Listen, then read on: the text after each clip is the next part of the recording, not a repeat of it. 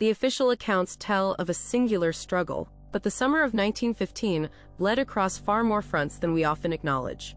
What forgotten chapters truly bleed through the annals of history? We speak of campaigns, yet rarely grasp the unseen struggles that carve geopolitical destinies with staggering human cost. A brutal reality unfurled, a testament to desperation and sacrifice that often remains obscured.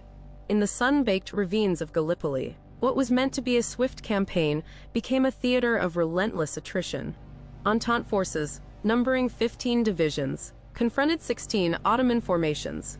An August offensive was meticulously planned, its objectives spanning Krithia, the formidable Sari Bear Ridge, and a new landing at Suvla. Just on the Hellas front, the toll was already immense by August 13th, with approximately 4,000 British and 7,500 Ottoman lives lost. These early figures hint at the scale of the impending catastrophe. Then came the Sari Bear offensive, commencing on August 6th.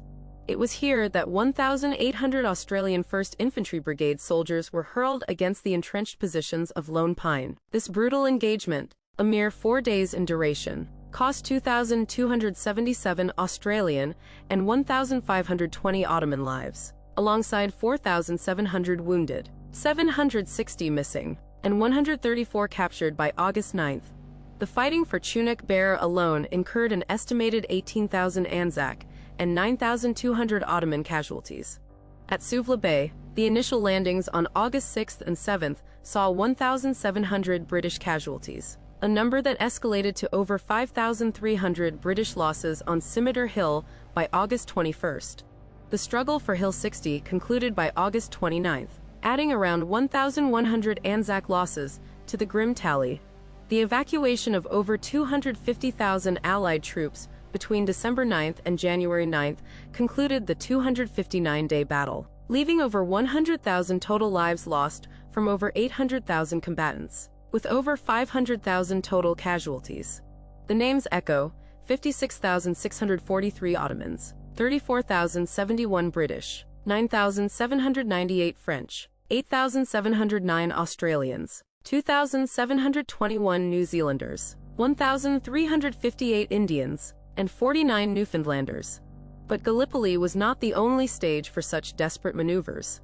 Simultaneously, in the distant Mesopotamian theater, LT General Sir John Nixon issued an audacious order on September 11, 1915. Major General Townsend was to seize Kut al-Amara, despite initial delays and Column B getting lost in the stark landscape. Kut fell unopposed on September 29th. This advance, however, would prove to be a perilous overreach, leading directly to the brutal Battle of Ctesiphon from November 22nd to 23rd. On the first day alone, British forces suffered approximately 40% casualties, with the Ottomans facing nearly 50%. After 4,600 British and 6,188 Ottoman casualties on the second day, a British withdrawal to Kut al-Amara on November 25th initiated a prolonged and devastating siege.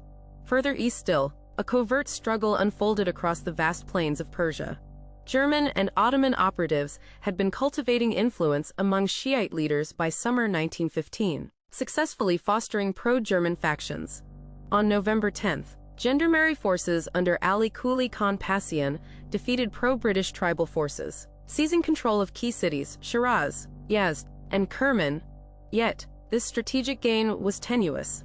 Russian forces under General Nikolai Baratov launched a swift, two-pronged offensive from Kazvin on November 23rd, routing 900 gendarmes and 1,200 mercenaries near Elki on November 25th, and capturing Hamadan by December 3rd. A separate Russian detachment secured the southern Iranian-Afghan border by December 9th, compelling the Shah to appoint a new pro-Entente cabinet by late December.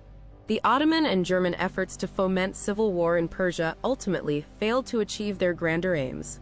However, the Ottoman Empire had secured significant victories elsewhere during summer 1915, notably establishing an entrenched position in Mesopotamia, leading to the Siege of Kut.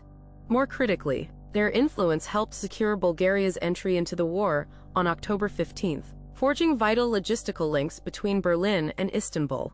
These seemingly disparate events, scattered across vast distances, were threads in a larger, brutal design. The question isn't whether this happened. The question is why no one said it sooner.